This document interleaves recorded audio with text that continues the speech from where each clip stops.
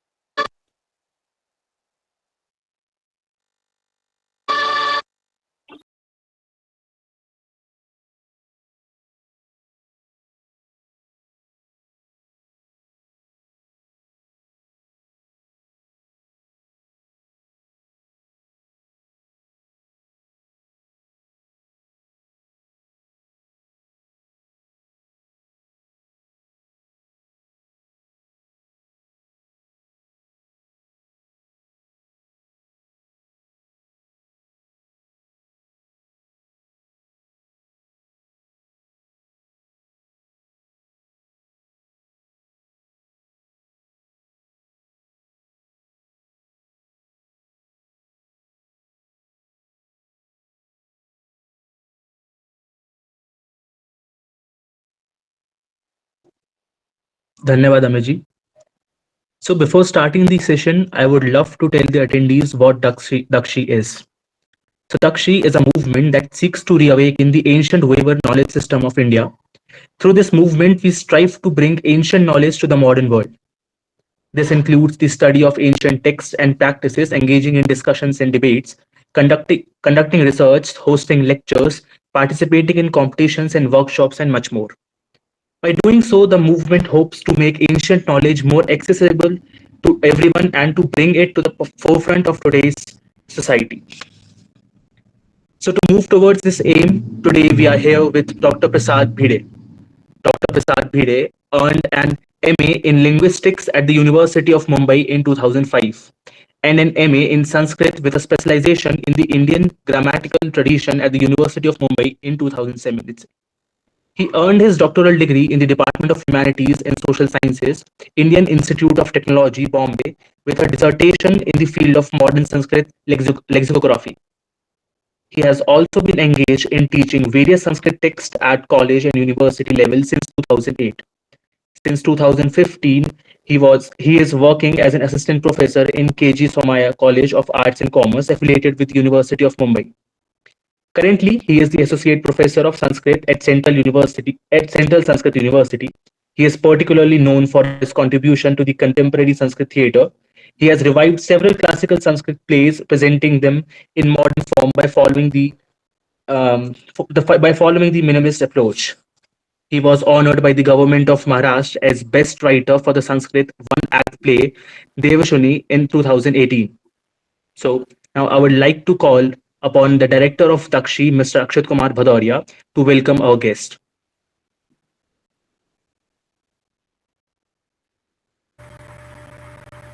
नमस्ते, मेरी आवाज आ रही है? जी जी, नमस्ते। यहाँ बैठे सभी महानुभावों को मेरा सादर नमन। मैं अक्षत कुमार भदौरिया आपका इस सेशन में, इस स्पीकर सेशन में जो कि डॉक्टर प्रसाद भिड़े जी लेने वाले हैं, उस सेशन में मैं आप सभी का हार्दिक स्वागत करता हूँ।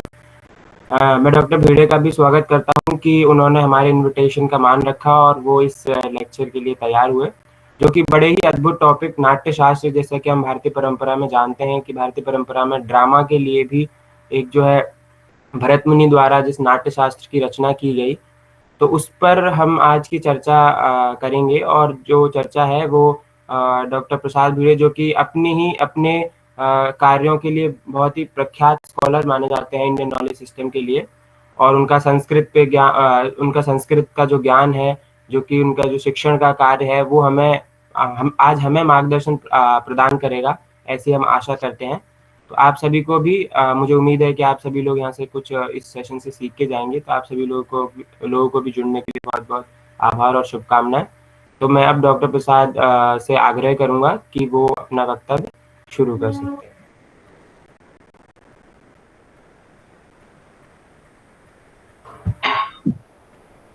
जी नमस्ते। Am I clearly audible? जी sir. Okay, fine. And I hope I am clearly visible as well. Fine. I have a request to one and all present in this particular meeting that if it is not inconvenient for you, keep your videos on. You know, because of that I can see your faces, and that will help us to make the session more interactive. And since the session is about audio visual media, and since you all have joined, I believe that you all understand the significance of visual communication. Okay, thank you so much. Thank you so much for keeping your video on. या देवी सर्वभूतेषु कलारूपेण संस्थिता नमस्तस्यै नमस्तस्यै नमस्तस्यै नमो नमः आंगिकं भुवनं यस्य वाचिकं सर्ववाङ्मयम् आहार्यं चन्द्रतारादि तं नमः सात्विकं शिवं तं नमः सात्विकं शिवं तं नमः सात्विकं शिवम्.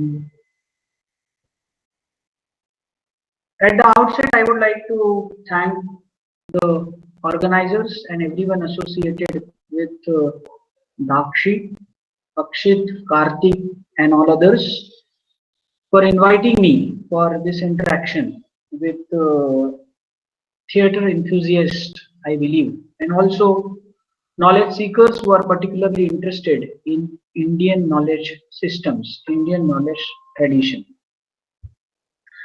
I would like to speak for 40 to 45 minutes, and then we can have some time for interaction. So the topic that is given to me today is related to Natya Shastra, and the title is Concept of Audio Visual Media into bracket Drama in Indian tradition with reference to Natya Shastra. Audio visual media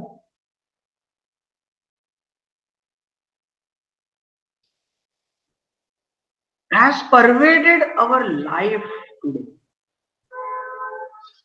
We are able to interact with each other, we are able to see each other also because of the latest offspring of the audio-visual media.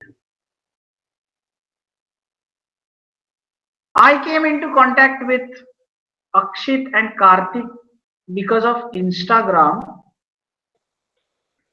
which is also an offspring of audio-visual media, isn't it? So that is how we have complete control on our lives. Audio visual media has taken complete control on our lives for good as well as bad. When we talk about Indian knowledge systems or Indian knowledge tradition, it becomes interesting to see what do we find in our rich cultural heritage and knowledge tradition with respect to this unavoidable necessary aspect of our life.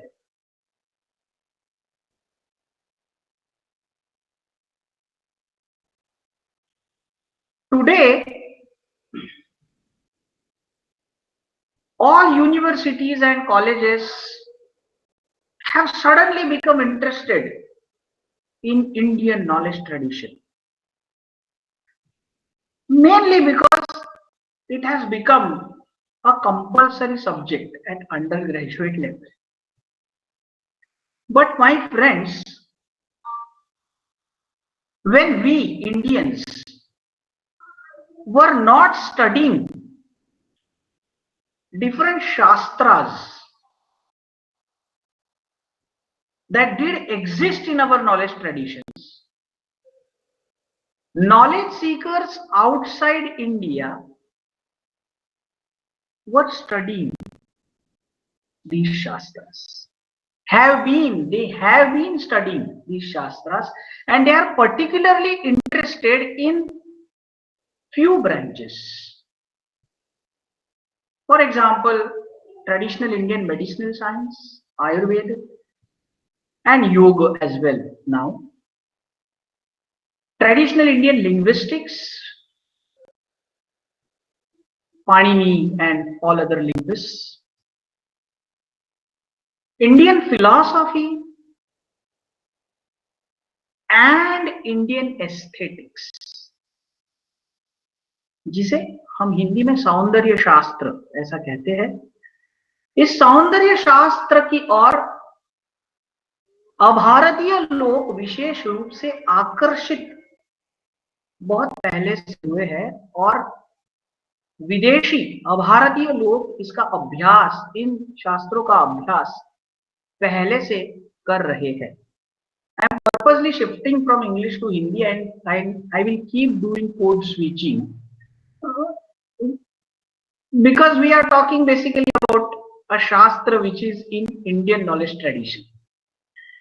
So aesthetics has been a matter of interest of knowledge seekers all over the world, and in Indian aesthetics one important treatise is नाट्य शास्त्र। भरत मुनि ने जो नाट्य शास्त्र नाम का ग्रंथ लिखा, ये भारतीय सौंदर्य शास्त्र में एक बड़ा महत्वपूर्ण ग्रंथ माना जाता है and it is regarded as an आकर ग्रंथ, a source book not only for dramaturgy but also for poetics। काव्य शास्त्र के लिए भी नाट्य शास्त्र ये बहुत ही महत्वपूर्ण ग्रंथ माना जाता है। इस नाट्य शास्त्र में ऑडियो विजुअल मीडिया के बारे में क्या कहा गया है, इस पर थोड़ी सी चर्चा हम आज करेंगे। Very interestingly, this treatise Natya Shastra itself begins with a Natya. That means it begins with a very dramatic story. The story begins like this, that one day sages like Atreya and others, after completing their Swadhyaya, that means the daily study, during Anadhyaya, that means the time when they were not supposed to engross themselves into the regular study, approached a senior sage whose name was Bharata. And they asked him that, "Sir, we would like to know more about the Veda that was created by Lord Brahma and known to be Natya Veda. Why was it created? What is the means to know about it?" and so on. In response to this, Sage Bharata said that, "Let me tell you the story of creation of Natya Veda." Natya Veda here means Natya Shastra. We do not find the use of the word Natya Shastra in this text Natya Shastra anywhere. Instead, it is called Natya Veda, it is called Itihasa, and several other terms. The story that was narrated by Sage Bharata is not only about the origin of Natya Shastra, but it is also about the origin of Natya, the performing art. मतलब विश्व में सबसे पहला नाटक कब खेला गया, कब मंचित हुआ, इसकी कथा ही नाट्य शास्त्र के आरंभ में आती है और नाट्य शास्त्र की निर्मित कैसे हुई, ये भी इसी कथा के माध्यम से कहा जाता है। जैसे सारी कहानियां शुरू होती है वैसे ही ये कहानी भी शुरू होती है कि बहुत साल पहले की बात। कहानी बड़ी पुरानी है, और पुरानी मतलब कितनी पुरानी,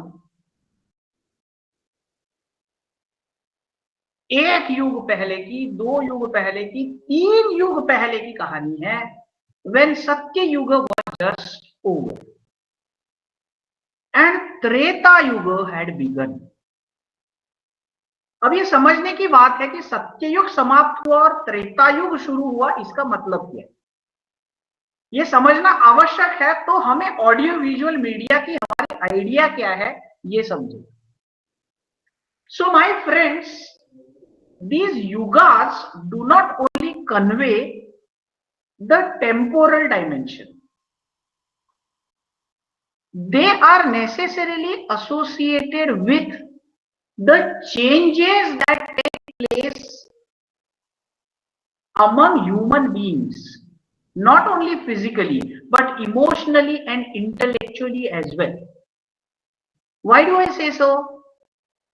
Because the difference between Satya Yuga and the following Yuga, Treta Yuga, is explained as Satya Yuga is the Yuga when Sattva Guna was dominating, but in Treta Yuga, Rajoguna overpowered Sattva Guna.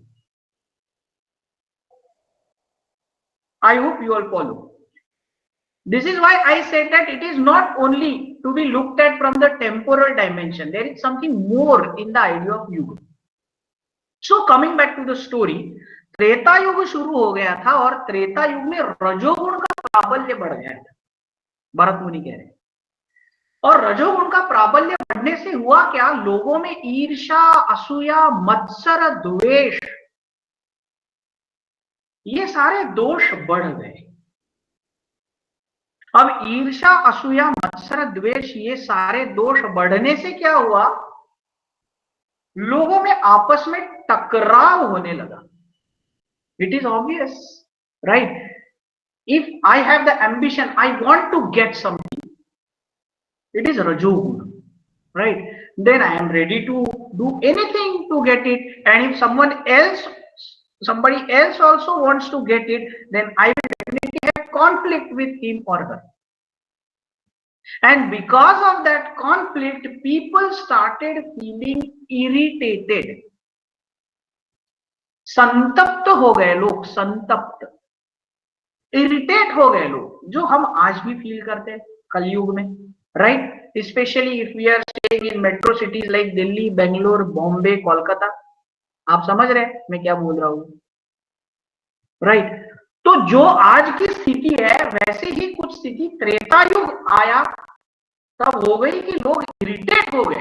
Everyone, every living creature on earth, netherworld as well as heaven, felt irritated because Rajoguna became predominant.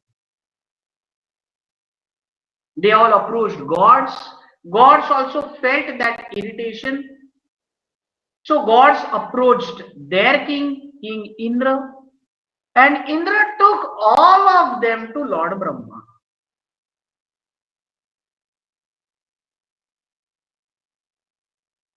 कहानी यहां तक आती है और आगे एक बड़ा interesting श्लोक है। मेरे पास प्रेजेंटेशन भी है, लेकिन वो मैं प्रेजेंटेशन करना नहीं चाहता, क्योंकि वो प्रेजेंटेशन आ गया तो बीच में एक मायावी पर्दा आ जाता है, ऑब्स्टेकल आ जाता है, वो मैं थोड़ा अवॉइड करना चाहता हूं। इंद्र भगवान ने ब्रह्मा जी को हाथ जोड़ते हुए प्रार्थना की कि हम सारे लोग दुखी हैं, देव, दानव, गंधर्व, यक्ष, ये सारे लोग दुखी है, संतप्त है, और हम चाहते क्या है। तो he says, I quote, क्रीडनीयकम इच्छामो दृश्यम श्रव्यम च यद भवेत्, अनकोट। I repeat, quote, क्रीडनीयकम इच्छामो दृश्यम श्रव्यम च यद भवेत्. This is the very first description of audio visual media in Natya Shastra.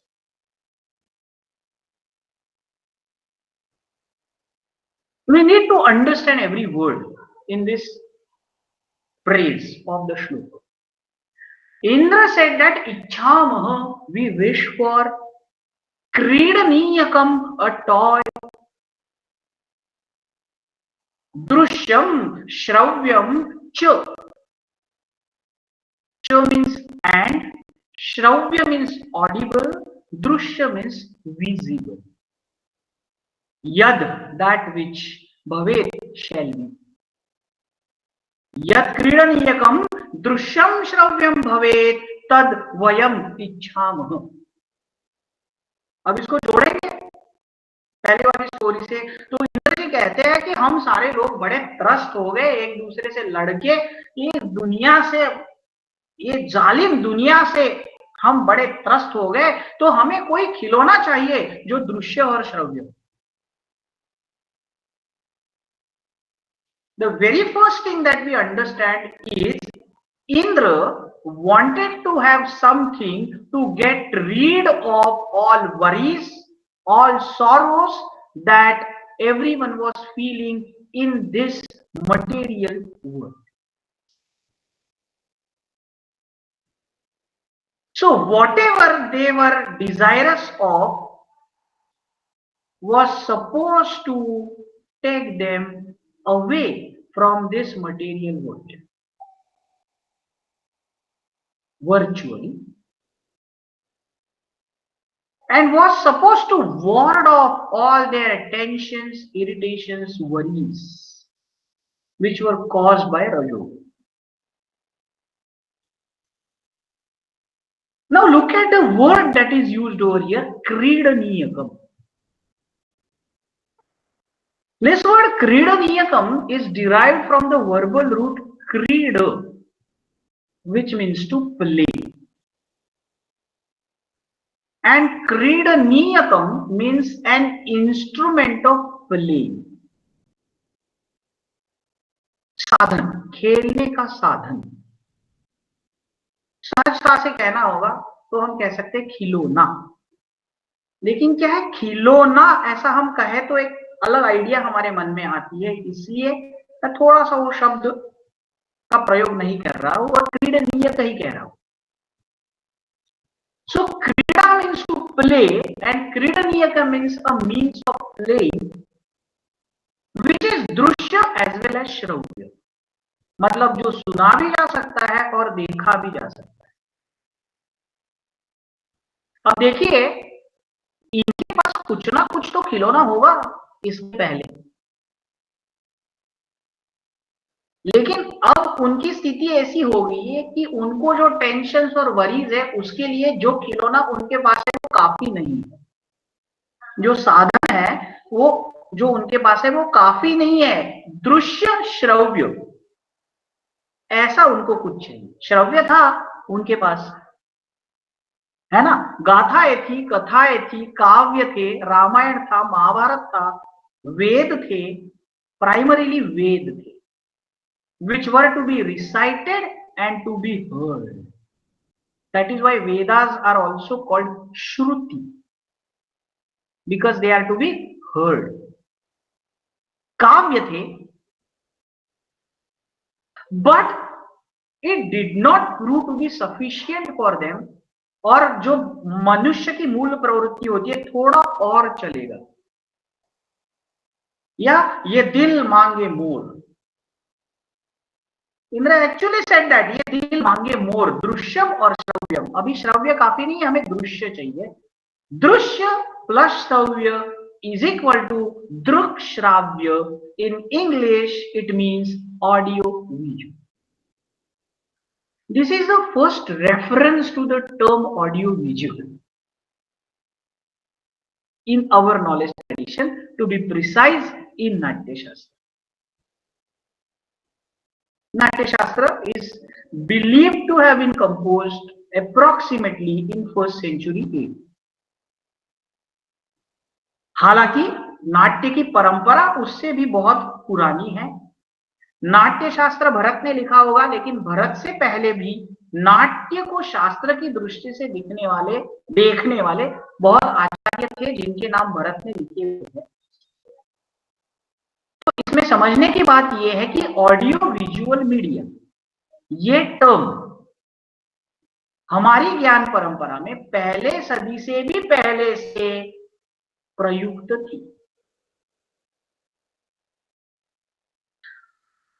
अब ये कहते हैं कि ये क्रीडनीयक है, ये खेलने की चीज है। इंटरेस्टिंगली हिंदी में भी देखिए, ऐसा नहीं कहते कि आप क्या करते हैं, मैं नाटक करता हूं। ऐसा किसी ने कहा कि मैं नाटक करता हूं तो उसका अर्थ अलग होता है। जो होते हैं ना नाटक वाले लोग, वो कहते हैं मैं नाटक खेलता हूं। Am I right? Correct me if I am wrong, because I am from Mumbai. हमारी हिंदी जो होती है वो बम्बईया हिंदी होती है, और दिल्ली वाले लोग यहाँ रहेंगे कुछ ऐसा मैं मानता हूँ, है ना। तो नाटक खेलता हूँ ऐसा जो कहा जाता है ना, उसका आधार नाट्य शास्त्र के इस श्लोक में है, क्योंकि वो खेलने की ही थी, वो खेलने का ही साधन था। इसको थोड़ा सा डीपर डीप करेंगे हम लोग कि क्यों क्रीडनीय कहा है। अब हम सभी लोग जब बचपन में खेले थे तो अलग अलग साधनों का प्रयोग हमने किया था। जो लड़के होते हैं वो गाड़ी से खेलते हैं, है ना। किसी भी युग में सत्य द्वापर त्रेता कली, बचपन में हर लड़के को गाड़ी से खेलने का मन होता है। शूद्र ने वृक्षघटिक नाम का नाटक लिखा है, उसमें भी रोसेन नाम का छोटा सा लड़का है, वो गाड़ी से खेलना चाहता है, राइट। और जो लड़कियां जो होती है, मुझे पता नहीं हम मराठी में उसको भातुकली कहते हैं, मतलब all kitchen utensils. So girls are basically interested with playing with those kitchen utensils. What have we ever thought of the mental process that takes place while we are playing with these things, playing with these toys? May it be kitchen utensils or gadi. What is the mental process that actually takes place? There are several things that happen at a time. Number one, we actually do role play. Am I right? So if I am, using a car, I am playing with a car, I feel that I am a driver. हर किसी की मनीषा बचपन में होती है, जितने लड़के यहाँ हैं वो मानेंगे मेरी बात कि हर किसी को अपने बचपन में एक आध बार तो लगा हुआ रहता है कि यार बड़ा होके मुझे ड्राइवर बनना है। वो मोटरमैन से लेके पायलट तक कुछ भी हो सकता है। While when the girls are playing with those kitchen utensils, they are actually doing role play of their mother. Am I right? ये role, by the way, you can respond up. Let us be conversant with this new language of audio-visual media. ये, you can use thumbs up, you can do thumbs up, right? You can give a quick response through smiley or in the chat box. I won't mind at all. That makes the session more live. Right. So ये जो हम role play करते हैं ना, उससे क्या होता है, we actually displace our self from the current environment. Am I right?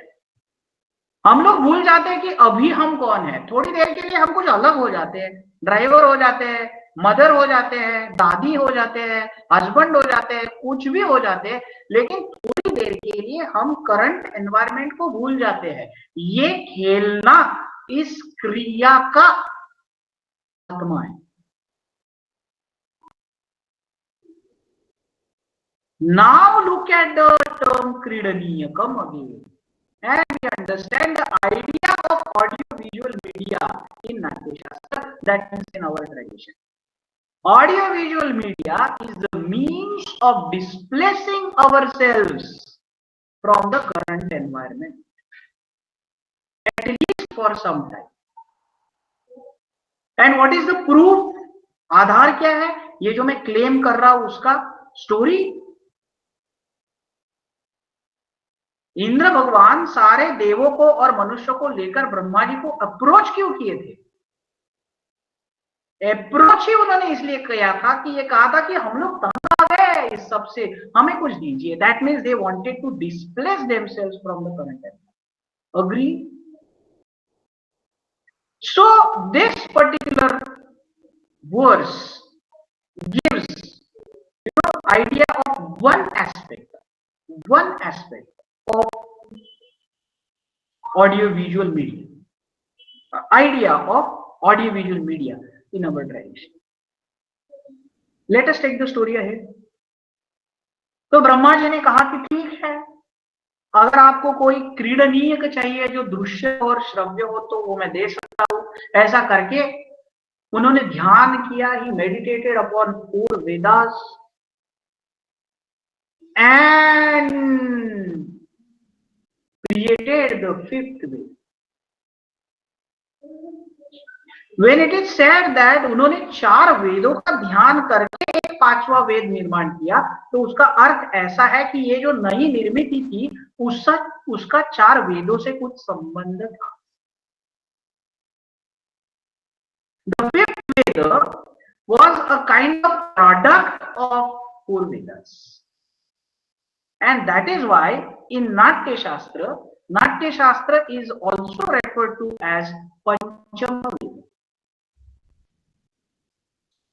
And there is a direct reference in Natya Shastra जिसमें ब्रह्मा जी ने क्या किया, किस तरह से पंचम वेद की, नाट्य वेद की निर्मित की, ऐसा कहते हुए भरत मुनि कहते हैं, don't forget that this is basically a conversation between sage Bharata and sages like Atreya.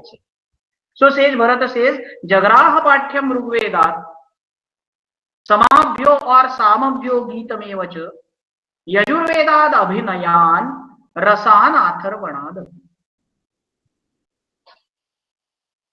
अर्थ ऐसा है कि ब्रह्मा जी ने ऋग्वेद से पाठ्य लिया, सामवेद से संगीत लिया, यजुर्वेद से अभिनय लिया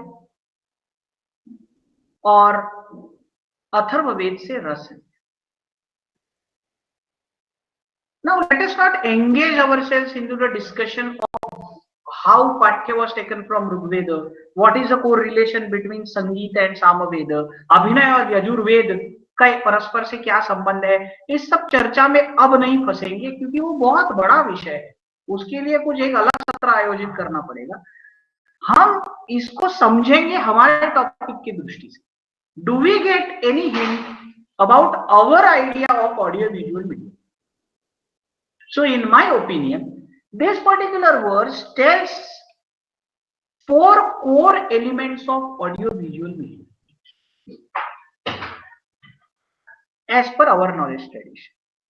What are these 4 core elements? First and foremost, Patya. It has to be accompanied by Geeta. It has to be conveyed through Abhinaya. And it has to be filled with Rasa.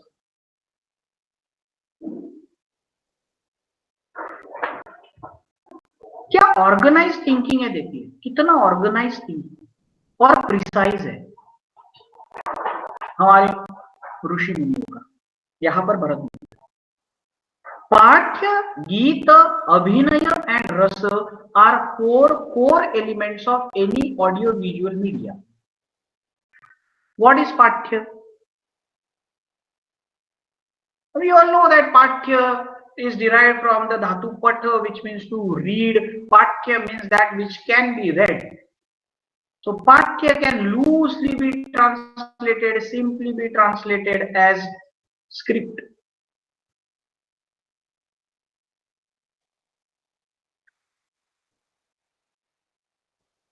But translating the word Patya as script is like, playing a very loose shot as Virat Kohli does these days.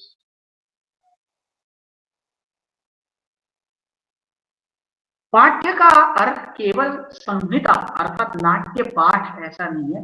पाठ्य actually means content.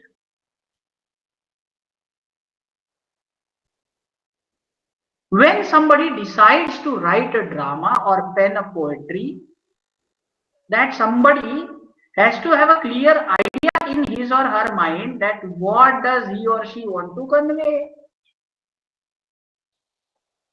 देखिए बहुत बार एक film, big budget film बनती है, 100 करोड़ की film बनती है, लेकिन गिर जाती है। डेली सोप्स लंबे लंबे चलते हैं लेकिन हम पक जाते हैं, हमें पता नहीं चलता कि ये क्यों चल रहे हैं। इसका कारण क्या है?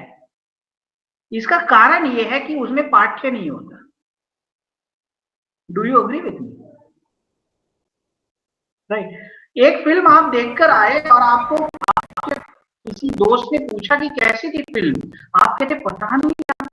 पता नहीं का मतलब you are not able to tell them the gist because there was nothing. So this particular verse suggests that the first and foremost element of any audiovisual media is there has to be something to be conveyed to the spectators, not only the audience, to the spectators. As per our performing arts tradition, it has to be accompanied by music, and we get solid evidence for this in our folk tradition. Take an example of any folk art from any region from India. You will find that it is highly dominated by music. Do you all agree? This is our idea of audiovisual media. हमें ऐसा लगता कि संगीत के बिना नहीं हो सकता है कुछ. And that is why Bollywood movies are famous for their songs. ऐसे मूवीज पुराने जमाने में देखिए, ऐसे फिल्म्स पॉपुलर होती थी जिनके गाने अच्छे होते थे. प्रमोशन का एक तरीका, जब हमारे बचपन में प्रमोशन का एक तरीका ऐसा था कि पहले कैसेट रिलीज की जाती थी, गाने पहले फैलाए जाते थे, और मुझे लगता है आज भी वही होता है. हालांकि गानों में कोई पाठ्य नहीं होता है, ये अलग बात है, लेकिन ये इसका विषय नहीं है. तो गाने पहले पॉपुलर होते थे क्योंकि ये हमारी आइडिया है audio visual media. We need that achar kachumber of music. This content has to be conveyed through abhinaya, which is fourfold, chaturvidha. I cannot talk more about it due to want of time. समय की मर्यादा है, मेरे हाथ में 15 minute बाकी है अभी केवल, तो उस विषय में नहीं जाएंगे. और चौथी सबसे महत्वपूर्ण चीज, कहते हैं ना अंग्रेजी में last but not the least, उसको मैं थोड़ा कहूंगा आगे जाके कि last but most important is रस.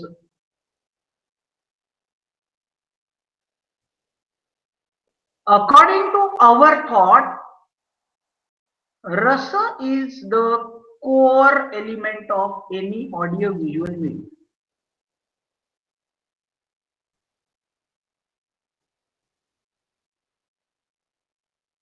अगर रस नहीं है तो वो केवल एक प्रस्तुति है, उसमें जान नहीं. Rasa is regarded as the soul. रस ये आत्मा मानी गई है. गायन हो, वादन हो, नृत्य हो, नाटक हो या रील्स हो. इसलिए जो भारतीय ज्ञान परंपरा में थोड़े से क्या है बढ़े हैं, वो अच्छे रील्स और बुरे रील्स में भेद कर सकते हैं. क्योंकि मैं ऐसा नहीं हूं कहने वाला कि सभी रील्स बुरे होते हैं, कुछ कुछ रील्स बड़े अच्छे भी होते हैं. तो एटलीस्ट इन माय ओपिनियन रस is the element that keeps us engrossed. रस के बारे में भी बहुत ज्यादा बात नहीं की जा सकती क्योंकि वो 2-3 लेक्चर्स का टॉपिक हो सकता है. रस क्या है? रस सिद्धांत. Rasa theory is a theory for which Indian aesthetics has been studied all over the world even today. There is lot of criticism about Rasa theory also. तो ये 4 एलिमेंट्स, ये कोर एलिमेंट्स है ऑडियो विजुअल मीडिया के, दृश्य और श्रव्य क्रीडनीय के, ऐसा ये कथा कहती है. तो ब्रह्मा जी ने जगराह पाठ्यम ऋग्वेदात सामभ्यो गीतमेव च यजुर्वेदात अभिनयान रसान अथर्वणादपि ऐसे करके एक 5वां वेद निर्माण किया और इंद्र को सौंप दिया और कहा कि लीजिए अब इसका प्रयोग कीजिए। But you would be surprised to know the reaction of Indra over this. Indra, who had approached Brahmaji to get a Kridaniyaka, after getting this Veda said, sorry sir, we are not capable of bringing this into practice. अशक्ता देवा ग्रहणे धारणे प्रयोगे च, that's what Indra says. वो कहता है कि देव जो है वो ग्रहण धारण और प्रयोग में इस नाट्य वेद के सक्षम नहीं है, अब मनुष्यों को बुलाइए।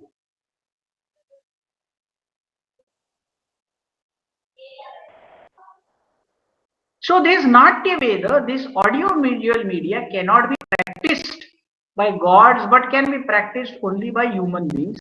And among human beings also, it is not the cup of tea for everyone. Only few can practice that Veda. Who are those? Those who are physically as well as emotionally fit. ये बहुत गहन बातें हैं। Those who are physically as well as emotionally fit can only practice Natya Veda. This also throws light on an important aspect of our idea of audio visual. Let me quote a verse from Natya Shastra's first chapter in order to explain this more. While explaining the Swarupa of this Natya, Brahmaji says,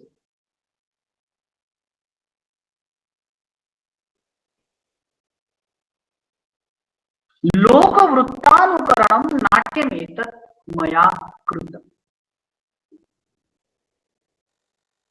This Natya is Loka Vrutta Anukaranam. Loka means this world. Vrutta means Vyavahara, whatever happens in this world. Anukarana means imitation. It means that Natya, the audio-visual media, has to be the reflection of what happens around us. It has to represent the reality. It has to represent everything that happens in this world, good as well as bad. It has to represent happiness as well as sorrow.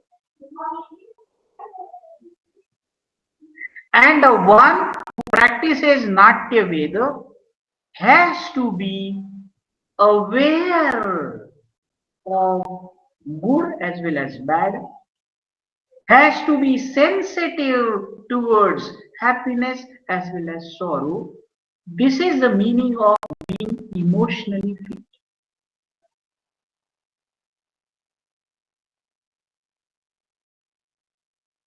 Bharata at some other place says that a theater is a shared space. It is shared by the artist as well as the spectators. The word, the Sanskrit word that is used for spectators in Natya Shastra is rasika. Correlation with rasa, correlation with why only few human beings can practice Natya Shastra. Because spectators have to be rasika and those who practice Natya Shastra also have to be rasika. That means those who understand rasa. A simple translation of rasika could be sensitive person. There is one more term used used in Natya Shastra, an adjective used in Natya Shastra for spectators. Abhinav Gupta in his commentary on Natya Shastra says that a rasika has to be सहृदय. सहृदय का मतलब है जिसको हृदय है. अब उसको हृदय है तो उसको भावना समझती है. तो जिसको भिन्न भिन्न भावनाओं का अनुभव आ सकता है, जिसको भिन्न भिन्न भावनाएं समझ सकती है, ऐसी ही व्यक्ति ऑडियो विजुअल मीडिया में काम कर सकती है.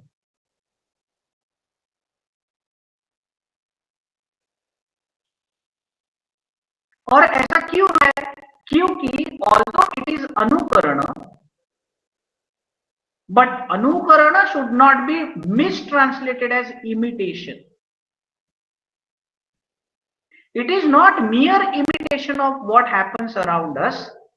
At some other place, Bharat Muni writes, Trailokyasya sarvasya natyam bhavanukirtanam. He says that it is the bhava anukirtana. Particularly, Bharat Muni uses the word anukirtana instead of anukarana because he knows that anukarana can be misinterpreted as imitation. It is not imitation, it is anukirtana. Now, what is the difference between anukarana and anukirtana? Anukarana can be mere imitation, but anukirtana is bhava anukirtana. Bhava means emotions. Let us keep the thing simple. So it is not the imitation of mere imitation of the physical acts that happen around us, but it has to reflect the emotional state as well. ये सब मैं रस की चर्चा के बारे में बोल रहा हूँ. ये रस ये कैसा आत्मा है, कैसी ये रस ये आत्मा क्यों है ऑडियो विजुअल मीडिया, इसकी चर्चा में ये सब विस्तार में कर. तो नाटक का स्वरूप कहते हुए भरत मुनि ये एक दूसरी जगह पर कहते हैं कि इट इज भाव अनुकीर्तन. एक सिंपल एग्जांपल देता हूं, फिर आपको समझ में आएगा कि अगर किसी ने डिसाइड किया कि मुझे महात्मा गांधी जी की भूमिका निभानी है नाटक में, और वो लास्ट वाला सीन आया जब महात्मा गांधी जी को गोली मारी गई और उन्होंने कहा हे राम, तो ये भूमिका बखूबी निभाने के लिए उस एक्टर के पास क्या क्या होना जरूरी है? वो दिखना चाहिए गांधी जी जैसा, पहली बात. उसके सारे साधन सामग्री गांधी जी जैसी होनी चाहिए. वो गोल फ्रेम वाला चश्मा, वो लाठी. उसकी बॉडी लैंग्वेज गांधी जी जैसी होनी चाहिए. तीसरी बात, चलना, बोलना, रिएक्ट होना. लेकिन ये उसका बोलना गांधी जी जैसा होना चाहिए, लेकिन ये सब काफी नहीं है. ये सब काफी नहीं है. अगर वो सीन इफेक्टिव होना हो तो that actor has to feel what Gandhi ji must have felt while saying हे Ram. Do you agree? This is the significance of rasa in audio visual.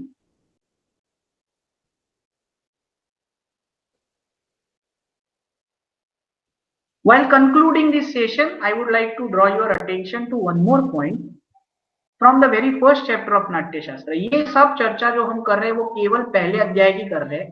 आप सोचिए कि इस तरह से 36 अध्याय नाट्य शास्त्र में है. 36 अध्याय में 36 अलग अलग विषय आए हुए हैं और हर एक अध्याय में कुछ ना कुछ concrete theoretical element.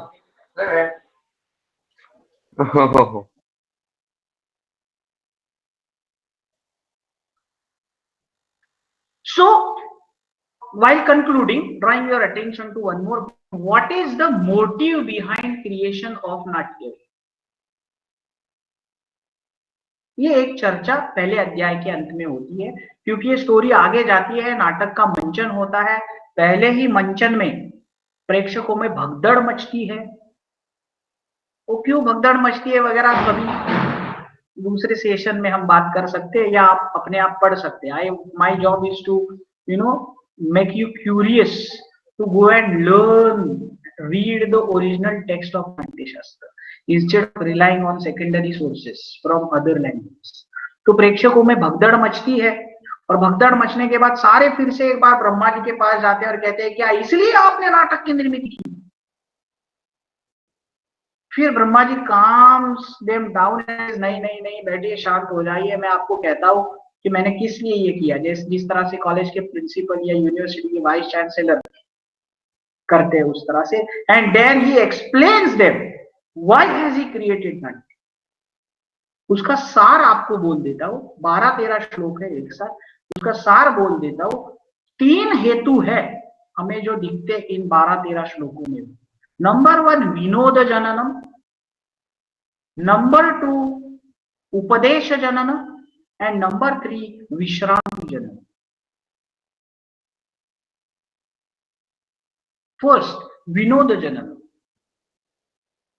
Vinod here should not be understood as a joke, as it is generally done in Marathi, and I believe in Hindi as well. तो विनोद जनन मतलब विनोद निर्मिति ये नाटक का हेतु नहीं है, वो कपिल शर्मा शो या कॉमेडी एक्सप्रेस नहीं है। Vi plus nud is the basic verbal root which means to engross. Vinoda janana means engrossing people in something. Engrossing people in storytelling, engrossing people in music, engrossing people in dance, and so on. Why? So that they forget their worries for, for the time being. But that is not the only motive of drama. The other motive of this audio visual media is also upadesha janana. It should have some message. This is our idea of audiovisual media. One may agree or may not agree with it. Like those who have studied absurd theatre. Absurd theatre, I hope you all are aware of this. There is something called absurd theatre. The very essence of absurd theatre is there is no message. That's fine, it is absurd theatre. But Natya Shastra says that Upadesha Jananam is one of the motives of drama. It must carry some message. Hitopadesha, which would be beneficial for human beings. पुरुषार्थ प्राप्ति कर, जिससे रसिकों को पुरुषार्थ की प्राप्ति हो, उन्हें समझ में आए धर्म क्या है, अर्थ क्या है, काम क्या है, मोक्ष क्या है। But in my opinion, the most important motive of drama is Vishranti Janana.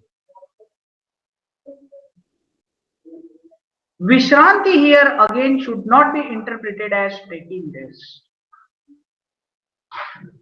Let me quote a very important verse from Natya Shastra and close. By discussing in brief about that verse, I will close this session. So the word where we find this Vishranti Jananam, the verse in which we find this word Vishranti Jananam goes like this. दुखार्थानाम श्रमार्थानाम शोकार्थानाम तपस्विनाम विश्रांति जननम लोके नाट्यमेतद् भविष्यति। दुखार्थानाम श्रमार्थानाम शोकार्थानाम तपस्विनाम विश्रांति जननम लोके नाट्यमेतद् भविष्यति। जो दुख से आर्त है, those who are afflicted with दुख, श्रमार्थ, those who are afflicted with श्रम, शोकार्थ, those who are afflicted with शोक, and tapasvi, those who have been doing tapa. For all of them, natya becomes a means of vishram. दुखार्थ का मतलब यहां पर है कुछ immediate stimulus आ गया जिसकी वजह से one is feeling the grief. और शोकार्थ का मतलब ऐसा है कि there is some deeper that has hurt a person and therefore a person is suffering from a psychological disorder like frustration or depression. Shramartha means those who are undergoing work stress like all of us.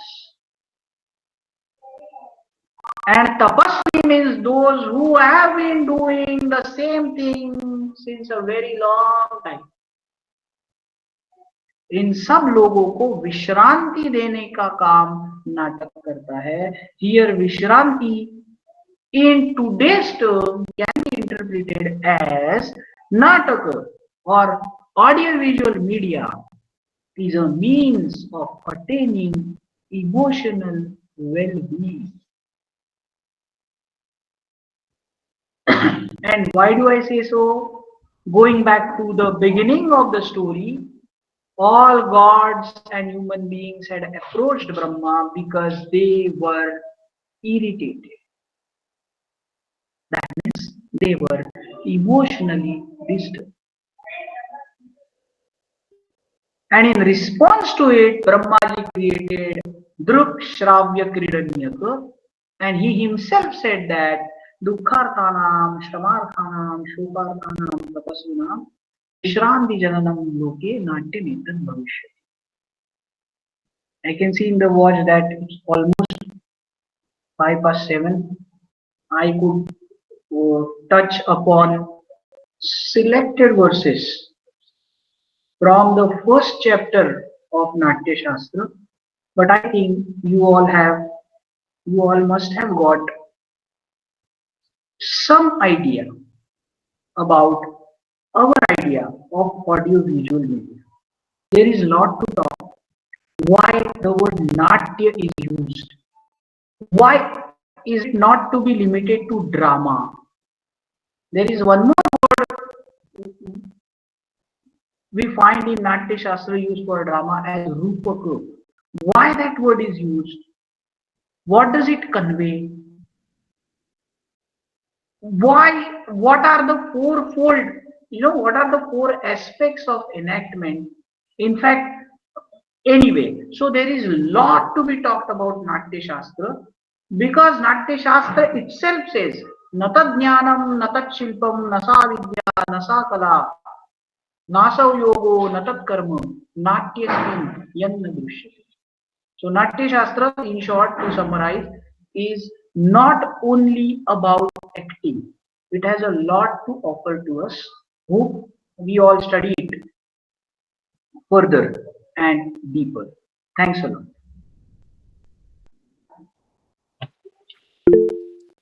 Thank you so much sir, आपको बहुत बहुत धन्यवाद. आपने इतना प्रेरणात्मक उद्बोधन दिया.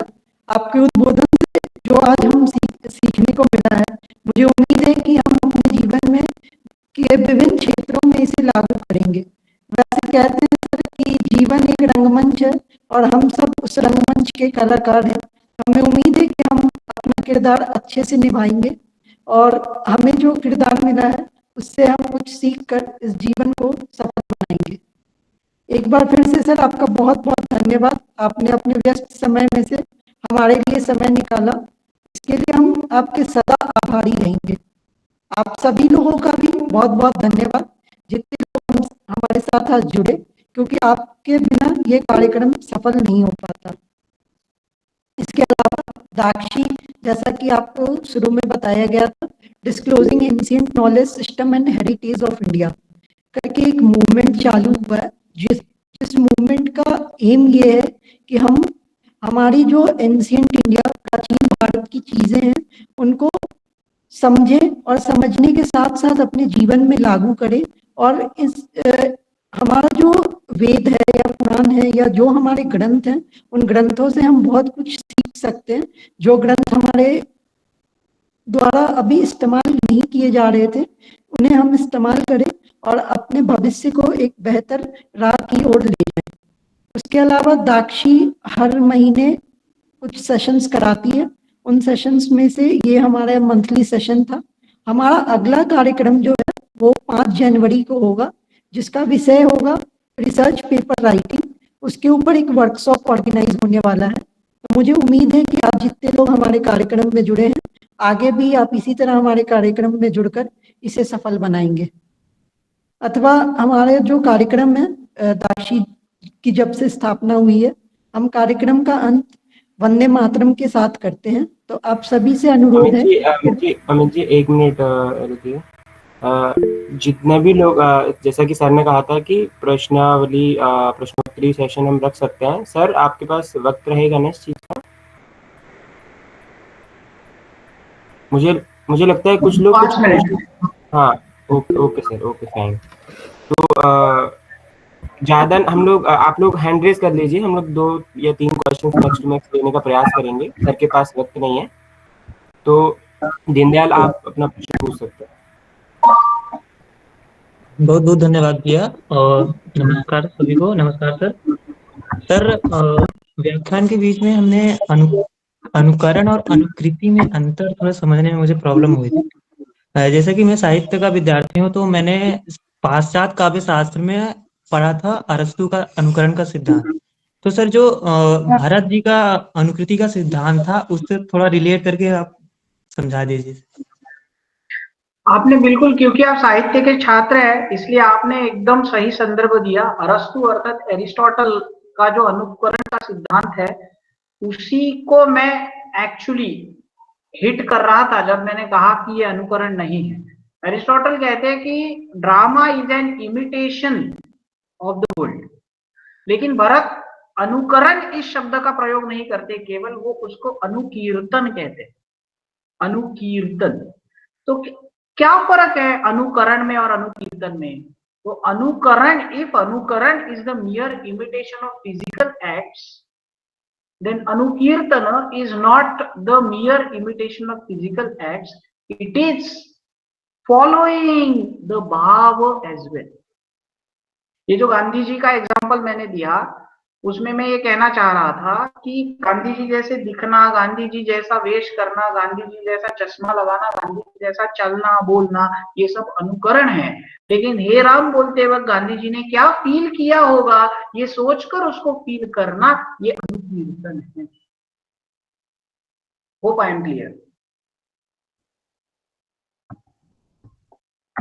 जी sir, मेरा एक प्रश्न है आपसे छोटा सा, कि जैसे कि हम देखते हैं कि आज के समय में हमारा दाक्षी का मेन मोटिव है कि हम कैसे प्राचीन ज्ञान परंपरा को आज के समय के लिए इस्तेमाल कर सकते हैं। तो हम आज के आज के नाटकों में या आज की मूवीज में या पिक्चर्स में हम क्या लूप होल्स हैं ऐसे, जो कि अगर हम नाट्य शास्त्र से पढ़ें या नाट्य शास्त्र को पढ़ें या भरत मुनि के आइडियाज को समझें, तो उन लूप होल्स को भरने में काम हम कर सकते हैं। मैं ऐसा नहीं कहूंगा कि लूप होल्स है करके, लेकिन मैं ऐसा जरूर कहूंगा कि नाट्य शास्त्र के सारे सिद्धांत हमने आज के नाटक, आज के फिल्मों को भी लगा के देखना चाहिए, ताकि हमें समझेगा नाट्य शास्त्र आज भी रिलेवेंट है कि नहीं। ये this is the first step to evaluate. हम लोग अगर वही पुरानी बातें लेकर रहेंगे कि नाट्य शास्त्र के एक सिद्धांत को शाकुंतल की दृष्टि से देखना, नाट्य शास्त्र के बाद से किसी चीज को और किसी काव्य की दृष्टि से देखना, तो हम अपने आप को रिस्ट्रिक्ट कर रहे हैं।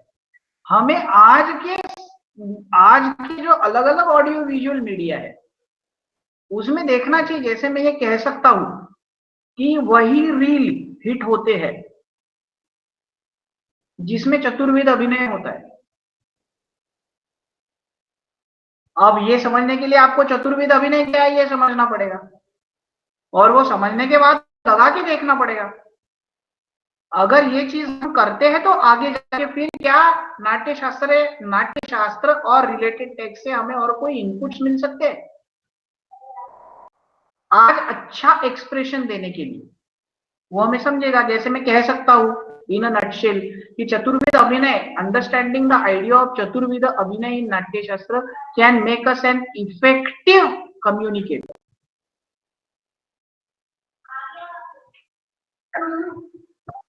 Right? Understanding the theory of script writing can help us in writing a good script. I hope I have responded. जी सर, बिल्कुल। जी उदित कुलकर्णी जी, आप अपना प्रश्न पूछ सकते हैं। Sir, am I audible? जी, ओके, सो जो नाटक है उसको हम जो प्रेक्षक है या फिर जो रसिक है वो एक थोड़े टाइम के लिए रियलिटी से दूर आने के लिए प्रयोग किया जाता है, लेकिन नाट्य में रियलिटी दिखाना है ऐसा भी बताया गया है, तो ये कैसे हो सकता है? These are two different perspectives. These are two different perspectives. Reality दिखानी है लेकिन ओवर रियलिस्टिक नहीं बनाना है। अति वास्तववाद ऐसी एक संज्ञा है, अति वास्तववाद। ओके, वेस्टर्न थिएटर में है, पोस्ट मॉडर्न लिटरेचर में है। नाट्यशास्त्र कहता है कि वो नहीं करना है, नाटक को नाटक रखना है। इन दैट सेंस मैं कह रहा हूं कि डिस्प्लेस करना, करंट एनवायरनमेंट से डिस्प्लेस करना, राइट। और रियलिटी दिखानी है इसका मतलब केवल काल्पनिक नहीं दिखाना है। हालांकि इसका भी प्रतिवाद हो सकता है, जैसे आपने ब्रेख्ट नाम के नाटककार का नाम सुना होगा, ब्रेख्ट, बर्टोल्ड ब्रेख्ट। तो वो यही काम करता है कि वो क्या करता है कि लोगों को डिस्प्लेस कर देता है करंट एनवायरनमेंट से, लेकिन उसके उत्कर्ष बिंदु तक नहीं ले जाता जहां पे रस निष्पत्ति होती है। मैं थोड़ी मतलब गहन बात कर रहा हूं, बट अभी वो क्या करूं, उसको इसी तरह से कहा जा सकता है, इस पर विस्तृत चर्चा हो सकती है। तो ब्रेख्ट क्या करता है कि लोगों को डिस्प्लेस कर देता है लेकिन उत्कर्ष बिंदु तक नहीं ले जाता है जहां रस निष्पत्ति होती है, बीच में ही तोड़ देता है और बाहर लाता है ताकि लोगों को रियलाइज हो कि that this is not the reality, and then they feel the reality which can be very horrible. और ब्रेख्ट का मानना ऐसा है कि यही रियलाइज होना चाहिए लोगों को कि रियलिटी कितनी हॉरिबल है। आई बिलीव कुछ लोगों को कुछ समझा होगा जो मैं बोल रहा हूं। तो ये नजरिया है देखने का, चीजें अपनी अपनी तरफ से, ठीक है। जी, केशव और आकाश को पूछना चाह रहे हैं क्विकली। केशव। जी केशव। सर मैं ये कहना चाह रहा था कि जैसे कोई भी जैसे घटना कह लीजिए, या जैसे हम राम जी को ही ले लेते हैं, मान लो वो प्रथम पहली ही बार जैसे वो घटना या वो नाटक के रूप में हम उसको देख रहे हैं, और बाद में उसका जब कोई अभिनय बाद में कर रहा है, तो पहले वाले और बाद वाले में क्या अंतर आया उसमें? मान लो साक्षात राम जी ही मानिए उसको लीला कर रहे हैं, एक तो हम मंच से वो देख रहे हैं और एक राम के रूप में रूपक कर रहा है, तो क्या इन दोनों को हम नाटक और उसके भेद से अलग करेंगे या क्या कहेंगे उसको? राम जी अगर साक्षात लीला कर रहे हैं और हम उसको देख रहे हैं, हम उसका अनुभव कर रहे हैं, तो वो कलात्मक अनुभव। और एक सुनिए, तो वो कलात्मक अनुभव नहीं है, वो प्रत्यक्ष अनुभव है। जी आकाश जी, आप अपना प्रश्न पूछिए।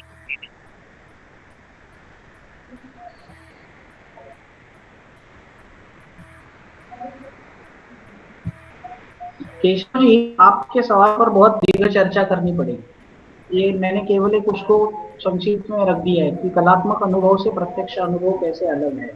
अभी समय नहीं है, थोड़ी चर्चा दिन में करनी है। और किसी को कुछ पूछना था? आकाश।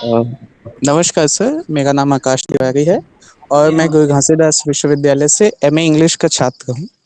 आपने दो बातें की, एक तो बर्टोल्ड ब्रेख्ट का नाम लिया है वो, और दूसरी चीज थी आपने रस निष्पत्ति पे बात की। हुआ ये कि विश्व युद्ध के बाद लोगों का आस्था का जो पक्ष होता है वो भाव उखड़ चुका था, क्योंकि इंसानियत बहुत गिरे हुए स्तर पर जा रही थी कि कुछ है समझना या नहीं। इसलिए मंचन होते थे नाटक के, उनमें एक अलग तरीके का केओस दिखता था कि हम कहीं नहीं पहुंचते थे। वेटिंग फॉर गोडो एक उसका उदाहरण है। और आपने उसमें बात की कि ब्रेख्ट लेके जाते थे एक शुरुआत बिंदु से सभी रसिकों या दर्शकों को, और बीच में कहीं छोड़ देते थे कि वास्तव यही है, आप इसी को अपनाइए। और मेरा दूसरा जो इसी से जुड़ा हुआ जो सवाल है वो ये है कि जब हम पहले फर्स्ट ईयर में पढ़ गए थे तो मेरे सर ने बताया था कि सबसे पहले तो रस की उत्पत्ति होनी चाहिए, संवेदना के लिए, एक इंसानियत के लिए।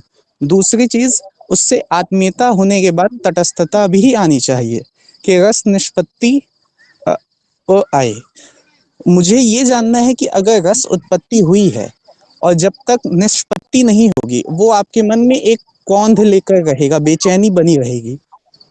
तो अपने मनोभाव को ऐसा कैसे बनाया जाए कि या तो रस उत्पत्ति हो तो निष्पत्ति बहुत सुंदर शब्दों में हो। आपने दो बातें कही है यहाँ पर। आपने ब्रेथ के बारे में कुछ कहा, ब्रेथ इसका का जो उदाहरण मुझे विपासना में मिला कि वहां पे आपका मनोभाव वो संयम हो जाए।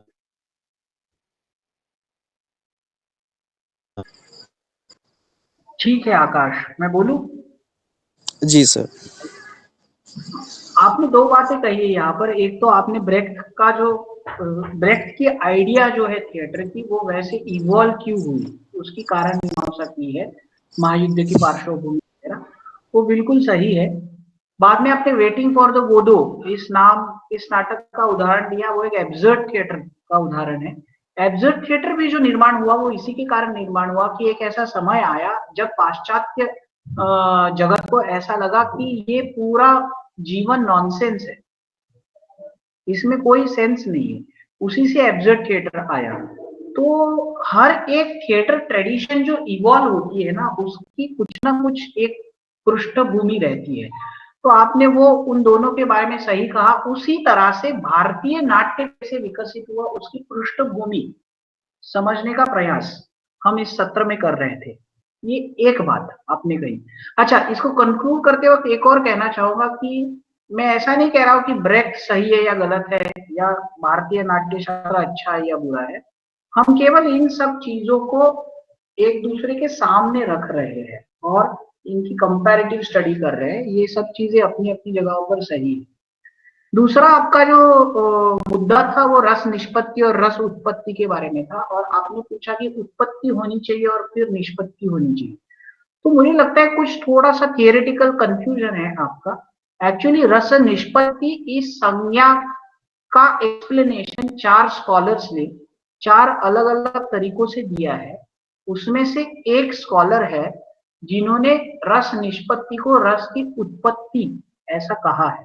So उत्पत्ति and निष्पत्ति are not actually two different terms.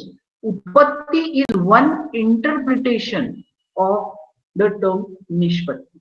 अब वो उत्पत्ति क्या है वगैरह वगैरह कहने के लिए हमारे पास समय नहीं है, क्योंकि वो बहुत लंबी बात चली जाएगी। This is what I understand about rasa theory. All right, so should we close? जी सर। मुझे ये जानने में इंटरेस्ट था अक्षर कि इतने सारे लोग जो जुड़े हुए हैं इस सत्र में, ये कहाँ से है लोग? सर ये अधिकतम लोग जो हैं वो दाक्षी के वॉलंटियर्स हैं, जो कि अलग अलग विश्वविद्यालयों से अलग अलग शहरों से जुड़े हुए हैं। और कई मतलब कौन सारे से लोग रीजन से है, कौन से रीजन से? रीजन सर आपको मतलब लगभग हर स्टेट से मिलेंगे मुझे लगता है। एक बार अपने अपने कोई जो भी है एक दो रीजन सर, उत्तराखंड से भी हैं, महाराष्ट्र से भी हैं, एमपी से भी हैं, यूपी से भी हैं, वेस्ट बंगाल से भी हैं। तो सर काफी रीजन बढ़िया बढ़िया बढ़िया। क्योंकि राजस्थान। मैं आपकी और मेरी भी जो वार्ता है, इंटरेक्शन है, वो पहली बार हो रही है। अभी हमारा वैसे प्रत्यक्ष परिचय नहीं है, हम इंस्टाग्राम के माध्यम से एक दूसरे को मिले हैं। तो मुझे ये जानने में रस था कि नाट्य शास्त्र में रुचि रखने वाले इतने 70 लोग हैं कहाँ से। तो मुझे बड़ा अच्छा लगा कि इतने सारे यंगस्टर्स नाट्य शास्त्र में रुचि रखते हैं और उसके बारे में अधिक जानना चाहते हैं। तो मैं दाक्षी परिवार का अभिनंदन करना चाहूंगा कि आप बहुत अच्छी चीज, बहुत अच्छी एक्टिविटी कर रहे हैं। आप ये एक्टिविटी करते रहिए। बहुत बहुत धन्यवाद आप सभी। हम जी एक दूसरे से जुड़े रहेंगे। जी सर, बस सर आपका आशीर्वाद बना रहे। सर बिल्कुल हमारा परंपरागत तरीके से हम जो है वंदे मातरम के साथ अपनी मीटिंग एंड करते हैं। तो हम वंदे मातरम के लिए जो है रुकेंगे और उसके बाद फिर मीटिंग बीत कर। जी अमित जी आप